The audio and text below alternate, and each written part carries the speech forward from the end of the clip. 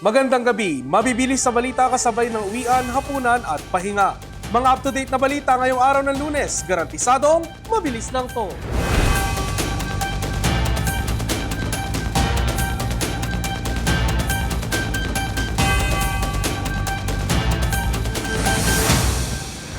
Matapos ang 6 na buwang pag-absent sa Senado, lumutang si Senador Ronald Bato de la Rosa ngayong araw, kung kailan nagbotohan ang mga senador na mapalitan si Senator Tito Soto bilang Senate President. Sa huli, 13 senador ang bumoto pabor kay Senador Alan Peter Cayetano bilang bagong pinuno ng Senado. Mabilis sa balitang hatid ni Michelle Villar. Galit na galit at mangiyak-ngiyak na pumasok sa session hall ng Senado si Senator Ronald Bato de la Rosa kanina matapos ang 6 na buwang pagka-MIA o Missing in Action. Daing niya, sinubukan siyang pigilan ng mga tauhan ng National Bureau of Investigation na makapasok sa Senado. Ipinakita pa niya sa mga kasamahan sa Senado at media ang duguan niyang mga daliri matapos umana siyang makipagbuno sa mga tauhan ng NBI sa garahe pa lang ng Senate building. Tinanong rin siya ng media kung bakit matapos ang ilang buwan ay napili niya ngayong araw dumalo sa sesyon kasabay ng pagpapalit ng liderato sa Senado. Ang mga kaalyado ng senador, sinubukan siyang pakalmahin. Kasunod ng kaguluhan, dulot ng biglang pagdating ni De La Rosa, nagmosyon si Senator Joel Villanueva na babakante ang lahat ng posisyon sa Senado, 13 ang pumabor. Saka ninomina ni Senator Amy Marcos si Senator Alan Peter Cayetano na umupo bilang bagong Senate President. Sunod namang ninomina ni Senator Ping Lacson si Soto sa pagka-SP. Ang resulta, 13 senador ang bumoto para kay Cayetano, 9 kay Soto, 2 naman ang nag-abstain.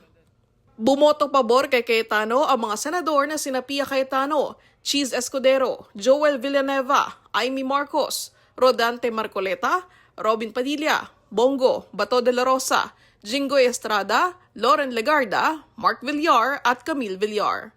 Ang mga senador naman na sina Ping Lacson, Kiko Pangilinan, Risa Ontiveros, Bam Aquino, Raffy Tulfo, Erwin Tulfo, Sherwin Gatchalian at Lito Lapid ang bumoto para kay Soto. Nag-abstain naman sina Senators Juan Biga Zubiri at JV Ejercito. Agad na nanumpa bilang bagong pinuno ng Senado si Cayetano na pinangunahan ni Senator Camille Villar. Makikita pa sa tabi ni Cayetano ang kanyang ate na si Senator Pia Cayetano at may bahay na si Taguig Mayor Lani Cayetano. Samantala, hindi naman raw kinagulat ni Senator Tito Soto ang pagkakatanggal niya sa pwesto. Sa tingin ni Soto, posibleng konektado sa impeachment ni Vice President Sara Duterte ang kanyang pagkakatanggal sa pwesto. Matapos ang botohan, napunta ulit ang talakayan kung bakit hinayaang makapasok sa Senado ang NBI at kinastigo ang Senate Sergeant of Arms dahil dito. Inilagay pang gusali sa lockdown, kasabay ng pahayag ni former Senator Sonny Trillanes na hawak na ng NBI ang warrant of arrest laban kay De La Rosa na inilabas ng International Criminal Court. Matatanda ang isa si De La Rosa sa mga personalidad na binanggit sa pre-trial proceedings ng ICC kaugnay ng drug war ng Duterte administration. Ipinakita pa sa sesyon ang CCTV footage kung saan makikita si De La Rosa na hinahabol ng mga umano'y NBI agents para ihain sa kanya ang warrant of arrest. Ilang palapag ang tinakbo ni De La Rosa hanggang makapasok siya sa isang silid at nasarahan ng pinto ang mga humahabol sa kanya. Dahil dito, nagmosyon si Marcoleta na maisalalim siya sa protective custody ng Senado na agad namang naaprubahan. Bago ito, nagpunta sa Senado ang mga tauhan ng Philippine National Police Criminal Investigation and Detection Group para ihain ang sapina laban kay De La Rosa kaugnay ng kanilang investigasyon sa extrajudicial killings. Michelle Giliang para sa All TV News, Channel 2. Impeached sa Kamara si Vice President Sara Duterte. Nakakuha ng mas malaki sa 1/3 na botong kinakailangan sa plenaryo para umusad ang impeachment. Nakatakda namang i-transmit ng mababang kapulungan ang Articles of Impeachment sa Senado para sa impeachment trial. Narito ang report. Pinabura ng mga mambabatas sa Kamara ang committee report ng House Committee on Justice patungkol sa probable cause ng 2 impeachment complaints laban kay Vice President Sara Duterte. 255 ang bumoto pabor habang 26 ang tumutol at 9 ang nag-abstain. Ibig sabihin, impeached na ang bise sa Kamara at mapupunta na sa kamay ng Senado ang paglilitis para rito. With 255 members voting in the affirmative, 26 against, 9 abstention. House Resolution number 989, together with the findings, conclusion, recommendations contained in Committee Report number 261 are hereby adopted. Bago naging botohan, nagkaroon ng mainitang interpellation sa Kamara kaugnay ng impeachment proceedings laban sa Vice Presidente. Yan matapos questionin ni Representative Isidro Ungab ng Davao City 3rd District ang paggamit ng mga supplemental affidavit at karagdagang ebidensya na hindi umano kasama sa orihinal na impeachment complaints. The two complaints, Your Honor, I am supposed to ask questions.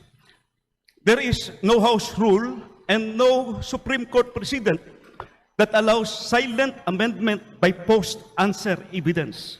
If no leave was sought and no order was issued, then every post-answer factual addition is by definition outside the operative pleading. Tugon naman ni Batangas 2nd District Representative Jervil Luistro na walang ginawang amendment ang House Committee on Justice. Ayon sa kanya, nagsagawa lamang ang komite ng clarificatory hearings at gumamit ng subpoena powers upang makalikom ng mga dokumento at testimonya para sa pagtukoy ng probable cause.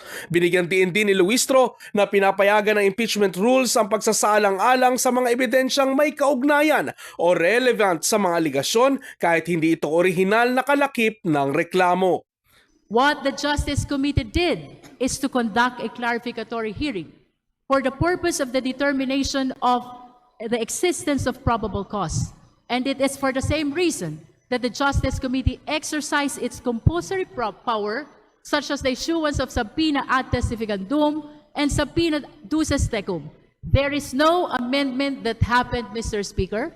Laman ng articles of impeachment na tatanggapin sa Senado matapos ang deliberasyon ang testimonya ng halos 22 resource persons, pagsusuri sa mga dokumento sa umano'y maling paggamit ng confidential funds, hindi maipaliwanag ng mga ari-arian na transaksyon ng bise, aligasyon ng bribery at mga kontrobersyal na pahayag na may kaugnayan sa umano'y tangkang pagpapatay sa Pangulo at pamilya nito. Para sa House Committee on Justice, hindi lamang ito usaping legal kundi pati na rin ng moral at constitutional duty.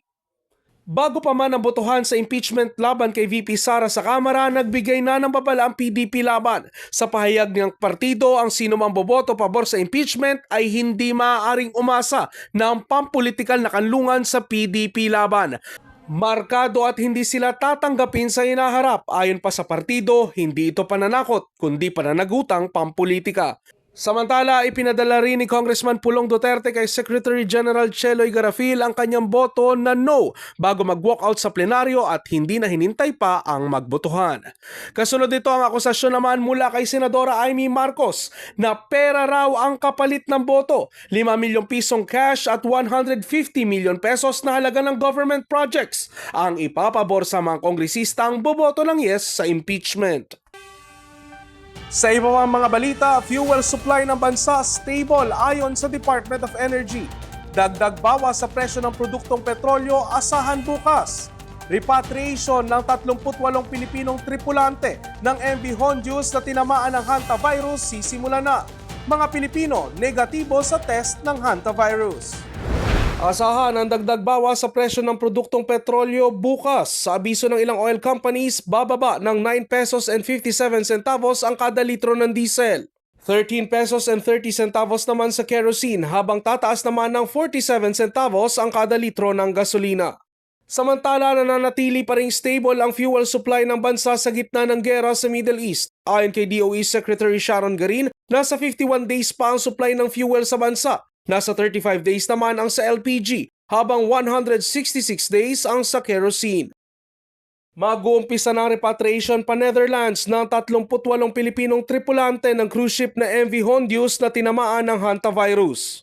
Sa press briefing ng DMW, ipinaliwanag ni Migrant Workers Secretary Hans Kakdak ang sitwasyon ng mga Pilipinong sakay ng barko bago sila makauwi ng Pilipinas. Ayon kay Kakdak, unang i-repatriate ang 24 na Filipino hotel workers pa Netherlands, habang maglalayag naman ang 14 na engine crew pa Rotterdam. For repatriation to the Netherlands, the next 24 hours, today and tomorrow, there will be 24, 4 today and 10 tomorrow, seafarers. They will commence their quarantine The quarantine period, which will run up to about 6 weeks now. And upon arrival of the ship at port, the 14 crew will likewise commence their own quarantine pursuant to the quarantine period of 6 weeks. Ayon naman kay Health Secretary Ted Herbosa, nagnegatibo ang 38 Pilipino mula sa time of contact. Now, for the Filipinos on board, what I know in the information is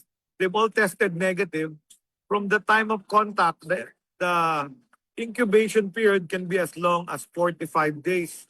So I think they'll be quarantined for 42 days pa in the Netherlands. That means they're not sick, no? When they're quarantined, they were just exposed. Dagdag pa ni Herbosa, kung walang makitang sintomas sa mga Pilipinong tripulante, maaari na silang makabalik ng Pilipinas. If they do not exhibit any symptoms, that means they will be determined to be disease-free, and the risk of having hantavirus is very low.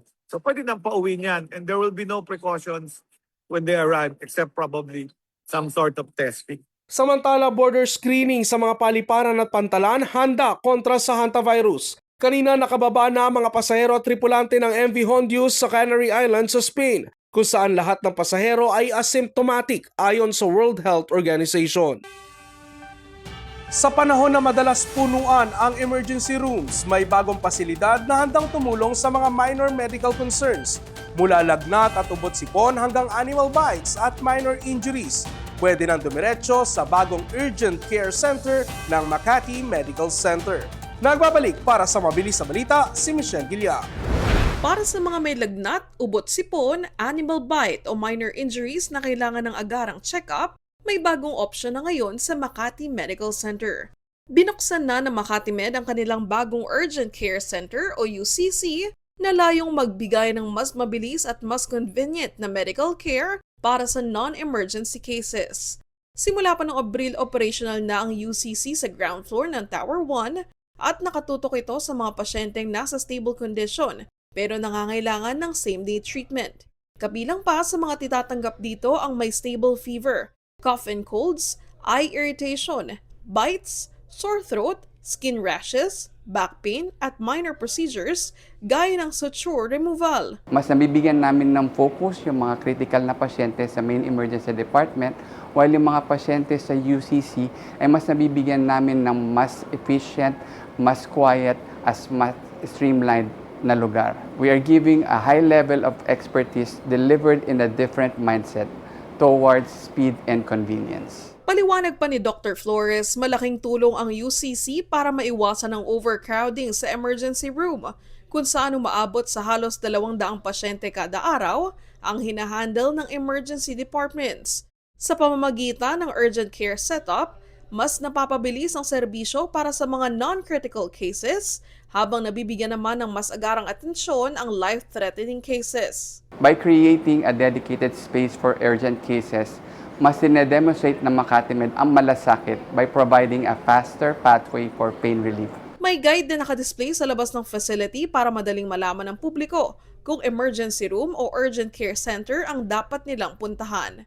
Bukas ang UCC mula alas 10 ng umaga hanggang alas 10 ng gabi araw-araw. Michelle Guillar para sa All TV News, Channel 2. At yan ang mga balitang nakalap ng All TV News. Para sa iba pang balitang mabilis, bisitahin ang aming website, alltv.ph/news. I-like at i-follow din ang aming social media accounts. Ako po si Ralph Lopez. Magandang gabi.